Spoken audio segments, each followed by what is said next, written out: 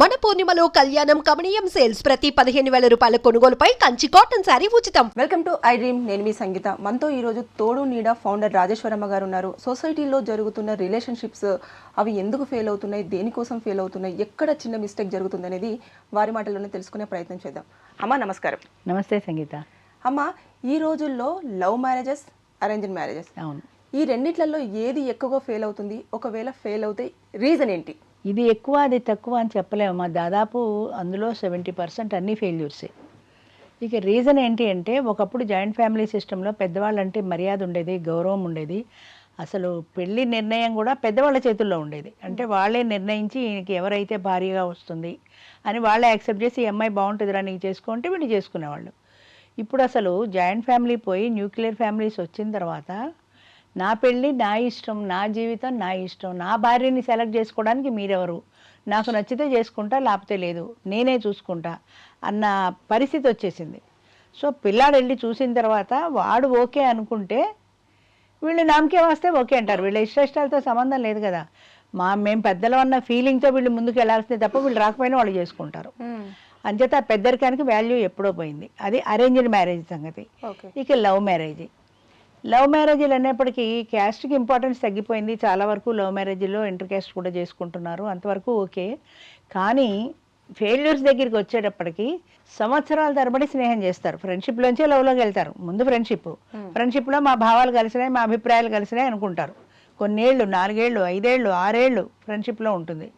నడిచిన తర్వాత ఇద్దరు అభిప్రాయాలు ఒకటే అయ్యాయి, మన ఇద్దరం పెళ్లి చేసుకుని ఉంటే బాగుంటుంది అని అభిప్రాయానికి వచ్చిన తర్వాత వాళ్ళు అరేంజ్డ్ మ్యారేజ్ కాకుండా లవ్ మ్యారేజ్కి వెళ్తారు. అది ఒప్పుకుంటే పెద్దవాళ్ళు ఒప్పుకుంటారు, లేకపోతే లేదు.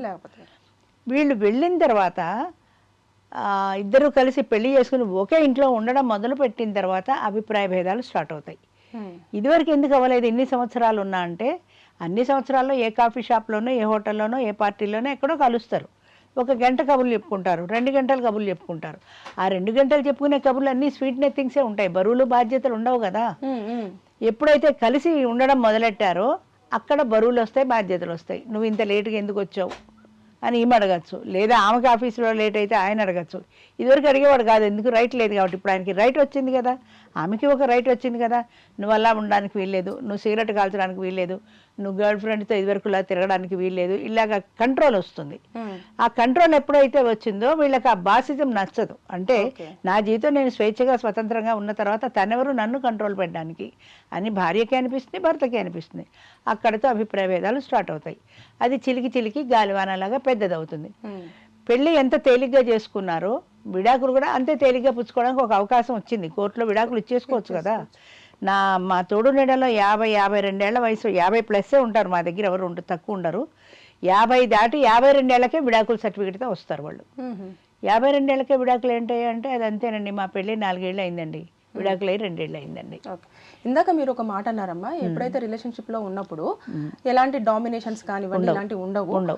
ఎప్పుడైతే పెళ్లి అయిపోయి వారిద్దరు ఒక సంసార జీవితం స్టార్ట్ చేస్తారో అప్పుడు మాత్రము డామినేషన్ అనేది స్టార్ట్ అవుతుంది. ఎందుకని అంటే తాలిబొట్టు వేయంగానే ఈ వ్యక్తి నా మొగుడు నాకే సొంతం అన్న సినిమా లాగా ఈ వ్యక్తి నావాడన్న ఫీలింగ్ వచ్చింది. పెళ్లి కానప్పుడు ఆ ఫీలింగ్ లేదు కదా. ఆయనకి ఇష్టం లేకపోతే వదిలేస్తాడు, ఇంకో గర్ల్ ఫ్రెండ్తో వెళ్ళిపోతాడు. ఈమెకి ఇష్టం లేకపోతే వదిలేస్తుంది, ఇంకో బాయ్ ఫ్రెండ్తో వెళ్ళిపోతుంది. ఇద్దరు ఫ్రీ బర్డ్స్. అప్పుడు ఇద్దరు కలిసి వచ్చిన తర్వాత, ఒక సంసార బంధం ఏర్పడిన తర్వాత ఆమె కొన్ని రైట్స్ ఉన్నాయని ఫీల్ అవుతుంది. ఉన్నాయో లేదో తర్వాత సంగతి. అలాగే ఈయన కూడా కొన్ని రైట్స్ ఉన్నాయని ఫీల్ అవుతాడు. ఆ రైట్స్కి డీవియేట్ అయితే అవతల వ్యక్తి వీళ్ళు యాక్సెప్ట్ చేయలేరు. ఆయన ఇష్టం వచ్చినప్పుడు వస్తాడులే అని వీడు అనుకోదు. ఇదివరకు బ్యాచిలర్గా ఉన్నాడు, ఆయన ఇష్టం వచ్చినప్పుడు వచ్చాడు, ఎందుకు లేట్ అయ్యావని అడిగేవాడు లేరు. ఇప్పుడు భార్య అనేది వచ్చింది కదా, నీ ఇష్టం వచ్చినట్టు వస్తే ఎంతసేపు నేను భోజనం చేయకుండా కూర్చుంటాను అనే క్వశ్చన్ వస్తుంది. నువ్వు తినేయకపోయావా అంటాడైనా. నా తిండి నే తిని, నా పడకనే పడుకుని, నా పనునే చేసుకునే కాడికి నువ్వెందుకు నాకు అన్న క్వశ్చన్ ఆటోమేటిక్గా వస్తుంది. అలాగే ఆమె క్వశ్చన్ వేసినా కూడా ఆయన నుంచి అదే వస్తుంది. హాయిగా ఫ్రీగా ఉండేవాడిని, ఇప్పుడు నా మీద కంట్రోల్, డామినేషన్ ఎక్కువైపోయింది. అక్కడ వాళ్ళకి ఇదివరకు ఏంటంటే బాధ్యతలు, బరువులు లేని జీవితం, ఫ్రెండ్షిప్లో కానీ లవ్లో కానీ. ఫ్యామిలీ అన్న తర్వాత, మ్యారేజ్ అయిన తర్వాత బరువులు, బాధ్యతలు కొన్ని ఏర్పడతాయి తప్పనిసరిగా. అంచేత బాదరబందీ లేని ఇదివరకుటి జీవితం ఏం బాగుంది ఈ డామినేషన్ కంటే అనే అభిప్రాయం ఎప్పుడైతే ఏర్పడిందో ప్రతి చిన్న విషయంలోనూ తప్పు కనపడుతుంది. ఇందాక మీరు చెప్పారు మీ అంటే తోడు నీడ దాంట్లో కూడా ఒక 52 ఇయర్స్ వాళ్ళందరూ కూడా డివోర్స్ అది తీసేసుకొని రావడం జరుగుతుంది అని చెప్పేసి. అంటే ఇప్పుడు చిన్న ఏజ్ వాళ్ళైతే వాళ్ళకి ఈగో కానివ్వండి లేదంటే డామినేషన్ కానివ్వండి ఎక్కువగా ఉంటుంది. అంత ఏజ్ వచ్చిన వాళ్ళు కూడా విడాకులు తీసుకోవడం, మెచ్యూరిటీ లేకపోవడం, అంత ఏజ్ వచ్చి పిల్లలు ఉండి ఇప్పుడు 52 ఏళ్ల వాడి కంటే ఓ 10-15 ఏళ్ల వయసు పిల్లలు ఉంటారు. పెళ్ళిళ్ళు అయిపోయిన వాళ్ళే ఉంటారు కదా అందరూ. 10-15 ఏళ్ళు వచ్చి తల్లి ఏమిటో తండ్రి ఏమిటో రిలేషన్ ఏమిటో వాళ్ళకి తెలిసిన తర్వాత ఇద్దరు విడిపోయి తల్లి దగ్గర ఉన్నారనుకో తండ్రిని మిస్ అవుతారు, తండ్రి దగ్గర ఉన్నారనుకో తల్లిని మిస్ అవుతారు. సింగిల్ పేరెంట్తో వాళ్ళ జీవితం అంతా గడపాల్సి వస్తుంది. పిల్లలు ఎందుకు దృష్టిలో పెట్టుకోరు వాళ్ళు? జీవితం అంటే మన ఇద్దరమే కాదు, మనతో పాటు మన పిల్లలు ఉన్నారు, వాళ్ళ భవిష్యత్తు మన ఇద్దరికీ సంబంధించింది, అంచేత మన ఇద్దరం కొట్టుకునో తిట్టుకునో కలిసి ఉండవలసిందే అన్న బాధ్యత వాళ్ళకి ఎందుకు తెలియదు. ఈయన చాలా తేలిగ్గా చెప్తాడు, పిల్లలు అయ్యా అంటే నాకేం సంబంధం లేదండి, పిల్లలందరూ ఆవిడే చూసుకుంటుంది, నేను డైవర్స్ ఇచ్చేసాను కదా అంటాడు. నువ్వు డైవర్స్ ఆవిడకి ఇచ్చావు, నీ పిల్లలకి డైవర్స్ ఇవ్వలేదు కదా. నీ పిల్లలు నీ రక్తం కదా, వాళ్ళ మెమరీస్ నీకు గుర్తురావా? పిల్లలు జ్ఞాపకం రారా? చూడాలని ఉండదా నీకు అని అనిపిస్తుంది. అంటే ఏజ్ పెరుగుతున్న కొద్దీ అనుభవం వస్తుంది, బాధ్యతలు లేని జీవితం కావాలమ్మా ఈ రోజుల్లో. 50 ఏళ్ళు కానీ 60 ఏళ్ళు కానీ 40 ఏళ్ళు కానీ ఏ వయసు అయినా సరే బిందాస్గా బతకాలి. బరువు బాధ్యతలు ఎవరికి వద్దు, ఆమెకి వద్దు, ఆయనకి వద్దు. కానీ పెళ్ళన్న తర్వాత తప్పనిసరిగా వస్తాయి బరువు బాధ్యతలు, ఏదో ఒకటి వస్తాయి. ఈవేళ పని మనిషి రాలేదు, వంట మనిషి రాలేదు, హోటల్ పోయి తిందామంటుంది ఆవిడ. ఏ రోజు ఏదో హోటల్ ఎందుకు నీకు చేతనైనట్టు వండంటాడు. అబ్బా వండడం నా వల్ల కాదు, నేను కూడా ఆఫీస్ నుంచి అలసిపోయి ఇచ్చాను, బయటికి పోదాం, లేదా స్విగ్గీలో ఆర్డర్ ఇచ్చుకుందాం. ఇద్దరు ఓకే అనుకుంటే ప్రాబ్లం లేదు. ఆయన నువ్వు వంట ఎందుకు చెయ్యవు అన్నప్పుడు క్వశ్చన్ వస్తుంది. ఆవిడ ఇదివరకు నాకు హాయిగా స్విగ్గీలో ఆర్డర్ ఇచ్చి తెచ్చుకునేదాన్ని, ఇప్పుడు ఈయన గురించి నేను వంట చేయాల్సి వస్తుంది అనే ఒక అసంతృప్తి బయలుదేరుతుంది కదా అక్కడ. ఈ అసంతృప్తి ఎందుకు వచ్చిందంటే ఇద్దరు కలిసి జీవించడంలో. అయితే ఇప్పుడు అరేంజ్ మ్యారేజెస్ అయినా లవ్ ఎవరైనా సరే రెండింట్లోనూ ఫెయిల్యూర్స్ ఉన్నాయి. ఒకటి సక్సెస్ ఒకటి ఫెయిల్ అని చెప్పడానికి వీల్లేదు. అందులోనూ ఉన్నాయి, ఇందులోనూ ఉన్నాయి. ప్రధానంగా ఏంటంటే వాళ్ళిద్దరి మధ్యన సర్దుబాటు లేకపోవడం అన్నది ప్రధానమైన కారణం. అరేంజ్డ్ మ్యారేజ్ కానీ లవ్ మ్యారేజ్ కానీ ఇద్దరం కలిసి జీవిస్తున్నాము, కొన్ని కంట్రోల్ మనకు ఉండాలి, కొంత ఆవిడకి రెస్పెక్ట్ ఇవ్వాలి, ఆవిడ మాటకు నేను వాల్యూ ఇవ్వాలి, అలాగే ఆయన మాటకి నేను వాల్యూ ఇవ్వాలి అనే అండర్స్టాండింగ్ లేక అంతా మిస్అండర్స్టాండింగే. మిస్అండర్స్టాండింగ్తో గొడవలు పెద్ద అవుతాయి, విడాకుల దాకా వెళ్ళిపోతున్నారు. ఒక అవకాశం ఇచ్చి ఇప్పుడు మేము ఇంకొక అవకాశం కూడా ఇచ్చాం కదా మళ్ళీ పెళ్లి చేసుకోవడానికి. అంచేత 52 ఏళ్ళకి విడాకులు చేసేసుకుంటారు, మేడం నాకు తోడు కావాలని వచ్చేస్తారు. అంతే. నేను చెప్తాను ఇప్పుడు నాకు లాభం నష్టం అనేది మాది ఎన్జిఓ కాబట్టి అది కాదు ముఖ్యం. ఇప్పుడు నువ్వు ఆవిడ వదిలేసావు, వచ్చేవాడు నీకు అనుకూలంగా ఉంటుందని గ్యారంటీ ఉందా? ఈవిడితో స్నేహం చేస్తావు 6 నెలలో ఏడాదో, ఆవిడతో 4 ఏళ్ళు చేశాక కదా పెళ్లి చేసుకున్నావు. ఈవిడితో 6 నెలలు స్నేహం చేసి పెళ్లి చేసుకుంటే మాత్రం ఈవిడ అనుకూలంగా ఉంటుందనే గ్యారంటీ లేదు కదా. అలాంటప్పుడు ఆ భార్యతో ఈవిడతోనే సర్దుకోవాల్సిందే. ఈ సర్దుకునేది ఏదో ఆ భార్యతో సర్దుకుంటే నీ పిల్లలకి తల్లిదండ్రులు ఇద్దరు ఉంటారు కదా అని ఆయాసపెట్టలు ఎందుకు ఆలోచించరు? కొత్త పెళ్ళాం వస్తుందని ఆనందం తప్ప కొత్త పెళ్ళాం కొరివి పెడుతుందని అది ఆలోచన రాదు వాళ్ళకి. ఆ వయసు అలాంటిదో మరి ఏమిటో. ఇవాళ ఒక ఆయన ఫోన్ చేశాడు, ఆయనకి 62 ఏళ్ళు, ఆయన భార్య ఉన్నది, డెత్ సర్టిఫికేట్ డైవర్స్ సర్టిఫికేట్ అంటే నా భార్య ఉందండి అని. మరి ఎందుకయ్యా అంటే ఆవిడ హెల్త్ బాగోదండి, అనారోగ్యం. 62 ఏళ్ళు నీకు అంటే 10 ఏళ్ళు 15 ఏళ్ళు అయ్యి ఉంటుంది. ఎంత మినిమం 40 ఏళ్ళకి పెళ్లి చేసుకున్నా 10-15 ఏళ్ళు సంసారం చేశారు. అనారోగ్యం వస్తే వైద్యం చేయించలేవా? పోని వైద్యం కూడా లొంగని వ్యాధి అనుకుందాం, పోని ఓ పని మనిషినో వంట మనిషినో పెట్టుకొని మేనేజ్ చేసుకోవచ్చు కదా. ఇమీడియట్గా ఇంకో పెళ్ళానికి ఎందుకు వెళ్ళిపోతావు? పెళ్లి చేసుకున్నావు, ఇంకో పెళ్లి చేసుకున్నావు, ఆవిడ ఏడుస్తుంటుంది మంచం మీద, ఇక్కడ మీరు సంసారం చేస్తుంటారా? ఆవిడ ఏడుపు తగలదా మీకు? లేదు. ఆవిడ సేవ చేయడానికే నేను చేసుకున్నాను అంటాడు. ఆవిడ సేవ ఈవిడ ఎందుకు చేస్తుంది? ఆవిడేదో సరదా పడి ఆవిడ సరదాలు తీర్చుకోవడానికి వచ్చింది. అక్కడి నుంచి ఇద్దరు కొట్టుకోవడమే కదా, నీ మనశ్శాంతి లేకుండా పోతుంది కదా రెండో పెళ్లితో. ఇంకొక ప్రశ్న అడిగా ఆయన, నీకే అనారోగ్యం వస్తే ఆవిడ సేవ చేస్తుందా, ఇంకో మగుడిని చూసుకుంటుందా? నువ్వు చెప్పు. చేయాలి కదా. మరి ఆవిడ సేవ చేస్తున్నప్పుడు నువ్వెందుకు చేయవు? నీకు చేయడం కాకపోతే మనిషిని పెట్టి చేయించు. నువ్వు ఇంకొక పెళ్ళాన్ని తెచ్చుకుని దాన్ని పోషించి దాన్ని భరించి ఇద్దరు పెళ్ళాలని నువ్వు మెయింటైన్ చేసే బదులు ఆ ఖర్చు పెడితే పని మనిషి వస్తుంది కదా, వంట మనిషి వస్తుంది కదా, చేసుకో. ఎందుకంటే నీ భార్యకి బాగా లేనప్పుడు నువ్వు చేయాలి, నీకు బాగా లేనప్పుడు నీ భార్య చేయాలి.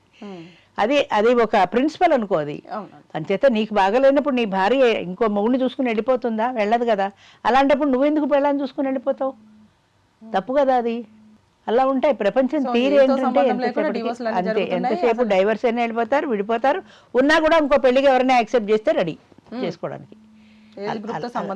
ఏ ఏజ్ గ్రూప్తో సంబంధం లేదు అసలు. రిలేషన్షిప్ ఒక ఎమోషనల్ రిలేషను, నథింగ్ అమ్మ, అన్నీ పోయినాయి. అంతా మెకానికల్, ప్రాక్టికల్ అంతే. అడ్జస్ట్మెంట్ అనేది అసలు లేదు, అసలు మనుషుల్లో ఎవరిలో లేదు, పిల్లల్లో లేదు, పెద్దల్లో లేదు, ఓల్డేజ్ వాళ్ళలో లేదు. ఇప్పుడు ఓల్డేజ్ వాళ్ళలో ఉందా పిల్లలు మా దగ్గరికి వచ్చి ఉండండి అంటే ఉంటున్నారు. అప్పుడు మేము ఉంటున్నామా? మా దాన్ని మేము స్వతంత్రంగా ఉంటాం, మాకెందుకు ఈ డిపెండబిలిటీ, మాకెందుకు డిపెండెంట్ లైఫ్ అని. ఎవరు వెళ్ళరు, ఎవరు సర్దుకోరు. ఇంకొకళ్ళతో మేము ఎందుకు సర్దుకోవాలి, ముసలాళ్ళు అనుకుంటున్నారు, ముసలాళ్ళ దగ్గర కలిసి ఉండడానికి పిల్లలు అనుకుంటున్నారు, ఇంకొక ఈ ముసలాళ్ళ చేదస్తాం మాకెందుకు అని. సో పర్యవసానంగా రిజల్ట్ ఏంటి అంటే ఎవరికి వారే యమునా తీరే అయిపోయింది.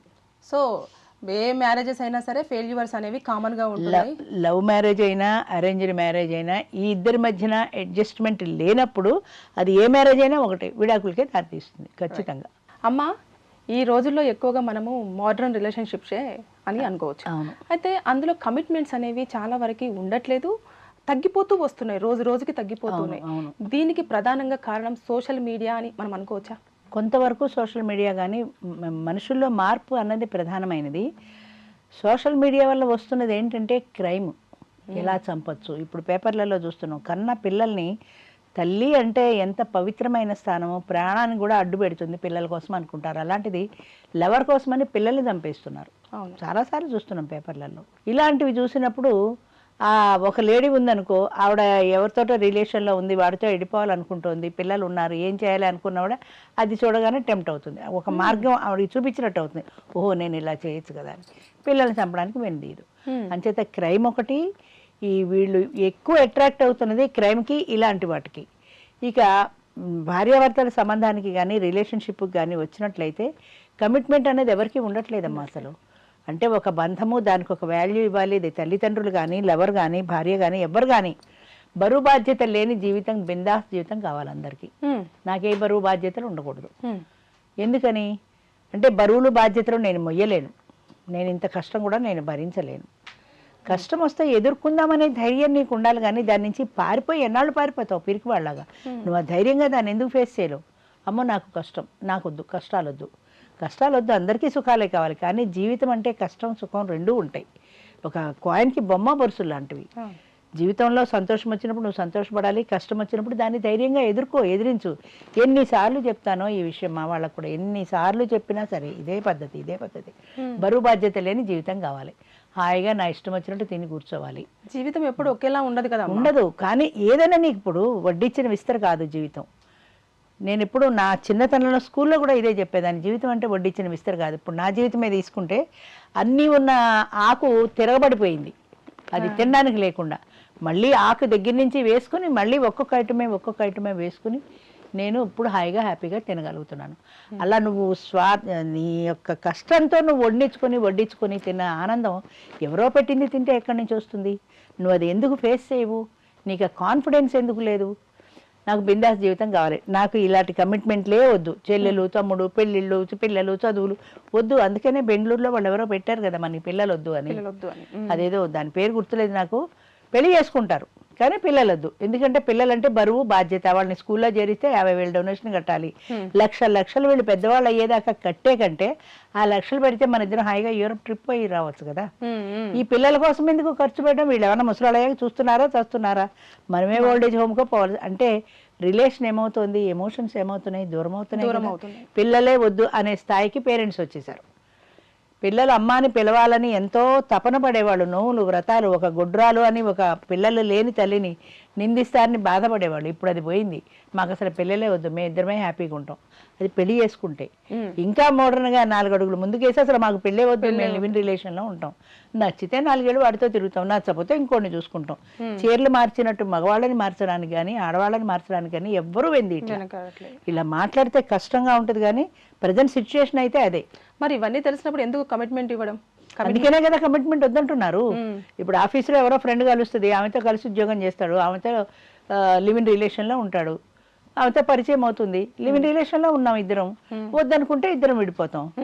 పెళ్ళి అంటే ఒక కమిట్మెంట్ కదా. పెళ్ళి అంటే బరువు బాధ్యత, పిల్లలు, సంసారం, బంధం ఇవన్నీ ఉన్నాయి. ఈ బంధాలు మాకొద్దు. పిరికి మనుషులు అంటాను ఆయన అలాంటి వాళ్ళని. అంటే నువ్వు ఎదిరించే ధైర్యం నీకు లేదు, నీకు సొసైటీని ఎదిరించే ధైర్యం లేదు, నీ ఫ్యామిలీలో నువ్వు నిలబడి తట్టుకునే శక్తి నీకు లేదు, నీ మీద నీకు కాన్ఫిడెన్స్ లేదు, కాబట్టి పిరికి వాళ్ళ పారిపోతున్నావు. అంచేత అది కాదు ఉండవలసింది. మనిషికి ఏంటంటే ఒక ధైర్యం ఉండాలి, నిజాయితీ ఉండాలి. నేను నమ్మిన దానికోసం నిజాయితీగా ధైర్యంగా నిలబడాలి. ఎంతమంది ఎదురైనా రాని, నువ్వు నమ్మింది మానుకోకు. అమ్మో నాకు భయం, అమ్మో నేను ఇలా చేస్తే మా వాళ్ళు ఏమంటారో, అమ్మో అలా చేస్తే సొసైటీ ఏముంటుందో. ఇప్పుడు మా తోడున్నడలో కూడా అదే పరిస్థితి. ఎందుకంటే నాకు అందరితో రిలేషన్ ఉండాలండి, నేను దొంగతనంగా పెళ్లి చేసుకుంటా, నేను దొంగతనంగా కాపురం చేస్తా. నీ పెళ్లి కావాలి, మళ్ళీ తోడు కావాలి, తోడు లేకుండా ఎవరు ఉండరు. తోడు కావాలి కానీ పబ్లిక్కి తెలియకూడదు, ఎందుకంటే వాళ్ళు కామెంట్ చేస్తారు కాబట్టి. ఆ కామెంట్స్ని ఫేస్ చేసే ధైర్యం నీకు ఎందుకు లేదు? నీ ఇంటికి ఇష్టమైతే వస్తారు, కష్టమైతే మానేస్తారు. ఇప్పుడు నేనున్నాను, తోడున్నడే చేస్తున్నాను, చాలా మంది నాకు దూరం అయ్యారు. ఐ డోంట్ కేర్, పోతే పోయారు, కావాలనుకున్న వాళ్ళే నా దగ్గరికి వస్తారు అనే ధైర్యం నీకు, ఆ కాన్ఫిడెన్స్ నీ మీద నీకు ఎందుకు లేదు? అది ఉండదు.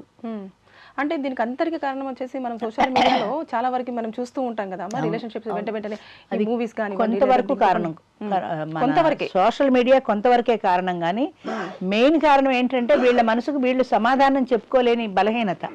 అంటే కమిట్మెంట్, మనకి నాకు ఈ బాధ్యతలు వద్దు, నాకు ఈ బరువులు వద్దు, నేను బిందాస్గా జీవించాలి. సోషల్ మీడియాలో ఏదైనా ఒక వాళ్ళకి నచ్చింది అనుకో, హాయిగా నేను అలా ఉండాలి. ఎవరితోటో వెళ్ళిపోయింది స్టోరీ చూసారు, నేను కూడా అలా వెళ్ళిపోతుంది కదా, అది ఎవరో ఒక డబ్బును వాడిని తీసుకుని వెళ్ళిపోయింది, నేను కూడా అలా వెళ్ళిపోవచ్చు కదా. అంటే లోపల ఆల్రెడీ వాళ్ళు ఆలోచనలో ఉంటది కానీ ఆ ఉన్న వాళ్ళకి సోషల్ మీడియా చూసినప్పుడు టెంప్ట్ అవుతారు. అంటే ఆల్రెడీ వాళ్ళ మైండ్ లో ఉంటుంది ఎక్కడో, అది ధైర్యం సరిపోలేదు. ఈ సోషల్ మీడియా చూడగానే అది కొంచెం ప్రోత్సాహంలా ఉంటుంది అనమాట. ధైర్యం వచ్చింది, పర్వాలేదు ఆవిడ చేస్తే తప్పు ఎవరు కనపడకుండా వెళ్ళిపోయింది కదా, నేను కూడా అలా వెళ్ళిపోవచ్చు కదా అనుకుంటారు. సోషల్ మీడియా కొంతవరకే కారణం, కానీ వీళ్ళ మైండ్ సెట్ ప్రధానమైన కారణం. సోషల్ మీడియా చూసిన వాళ్ళు అందరూ ఎందుకు చెడిపోవట్లా? కొంతమందే చెడిపోతున్నారు. ఎందుకని? వీళ్ళ మానసిక బలహీనత, వీళ్ళకి బలహీనమైన మనసు ఉంది కాబట్టి అలాంటివి చూసినప్పుడు టెంప్ట్ అవుతున్నారు. స్ట్రాంగ్గా ఉన్నవాళ్ళు టెంప్ట్ కావట్లే. అందుకని వీళ్ళ మానసిక బలహీనత ప్రధాన కారణం. దానికి సోషల్ మీడియా అనేది మరింత ఇందులో ఆజ్యం పోసినట్టు మరింత ఎంకరేజ్ చేస్తుంది. ముఖ్యంగా క్రైమ్ సీన్లు, మా క్రైమ్ వాడు మన పేపర్లో కూడా పడింది, చిన్నపిల్లాడు వాడు సెల్ ఫోన్లో క్రైమ్ ఎలా చేయొచ్చు అనే విషయం చూశాడు. అనే విషయం చూసి 10-12 ఏళ్ల పిల్లాడు, చిన్నపిల్లాడు, వాడు క్రైమ్ చేశాడు. పేపర్లలో కూడా వచ్చింది. ఎందుకు చేశాడంటే వాళ్ళు సోషల్ మీడియాలో చూసి క్రైమ్ ఎలా చేయొచ్చు, ఎలా పిస్టల్ పేల్చాలి, ఇవన్నీ చిన్న చిన్న పిల్లలకి కూడా ఇచ్చేసి ఫోన్లు. మా అబ్బాయి ఫోన్లో ఏందే ఉండడని అంటారు, ఏదేదో పెద్ద అవార్డు వచ్చినట్టు. కానీ ఆ ఫోన్తో నీ పిల్లాడు చెడిపోతున్నాడని ఎందుకు చూసుకోవో? అసలు చిన్నపిల్లాడికి ఫోన్ ఎందుకు? మా అమ్మాయి ఫోన్లో ఏందే ఫోన్ చేయదని అంటారు, ఫోన్ చేతికిచ్చి. మీరే అలవాటు చేస్తున్నారు వాళ్ళకి.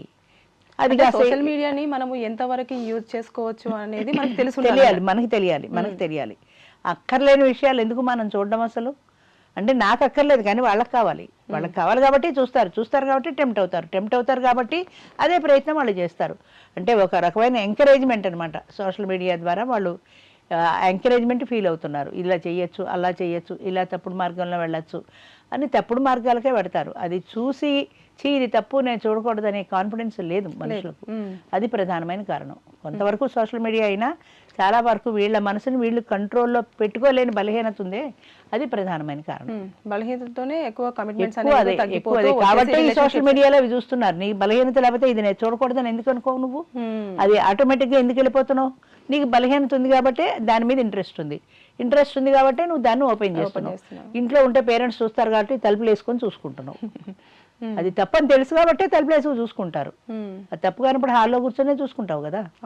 అంచేత ఆ తప్పుని నువ్వు చూడడం అనే బలహీనతకి ఎప్పుడైతే లోనయ్యావో నువ్వు మునిగిపోయినట్టే అందులో. అంతే.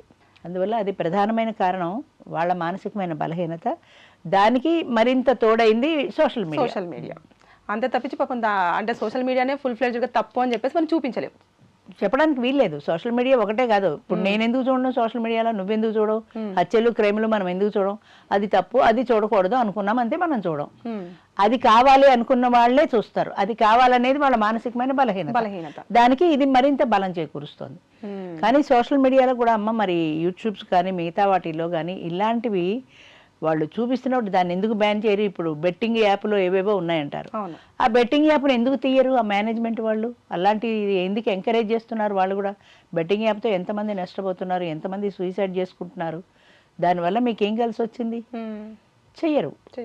చేయరు కాబట్టి ఇలాంటి వాళ్ళు చూస్తూ ఉంటారు అంతే.